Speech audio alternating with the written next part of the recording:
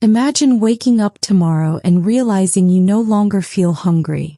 Breakfast, lunch, dinner, all irrelevant now.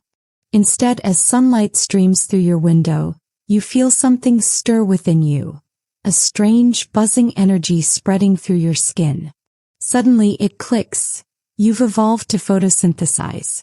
Like plants, your body now absorbs sunlight and converts it into energy, erasing the need for food altogether. Your morning routine wouldn't involve coffee and toast, but simply standing outside for a few minutes, arms stretched wide like leaves soaking in the sun. Picture the streets filled with people pausing on sidewalks at noon, tilting their heads skyward, eyes closed, silently charging up like solar panels.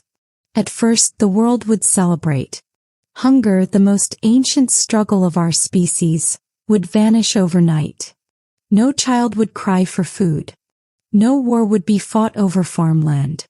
No one would spend hours growing, buying, or cooking meals.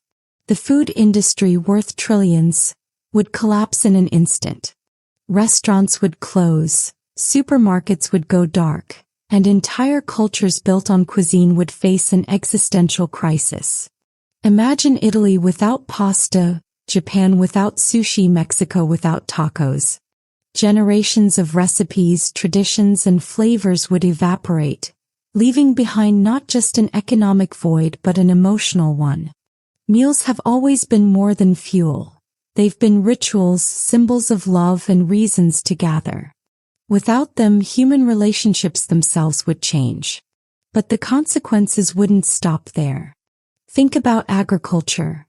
Billions of acres of farmland would lie abandoned, no longer needed for crops or livestock.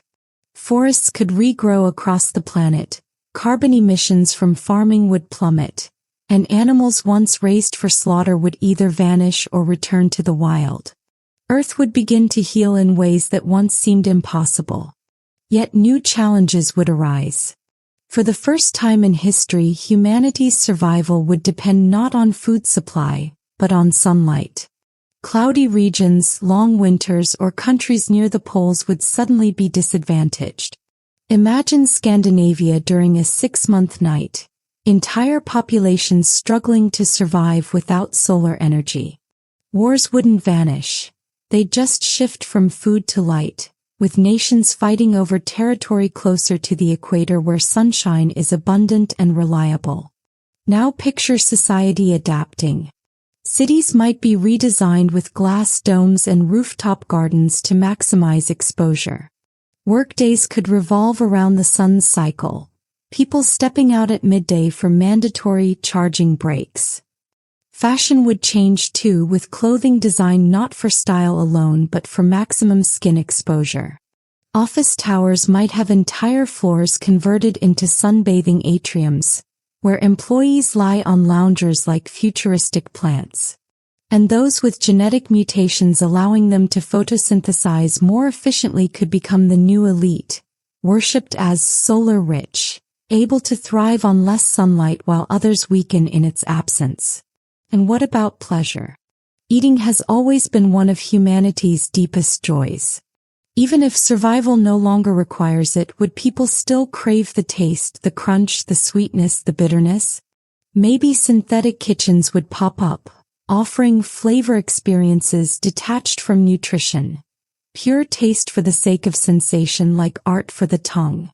Imagine dining transformed into a luxury, a rare hobby for those nostalgic for a world where food mattered. And beneath the surface lurks a darker question. If we can photosynthesize, are we still human as we once understood it? Have we crossed into something new, half plant, half person?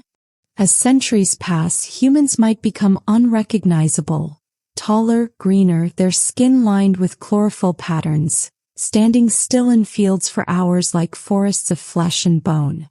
Cities could shimmer with the glow of millions of people sunbathing in unison, a species that no longer eats but simply breathes, absorbs, and grows.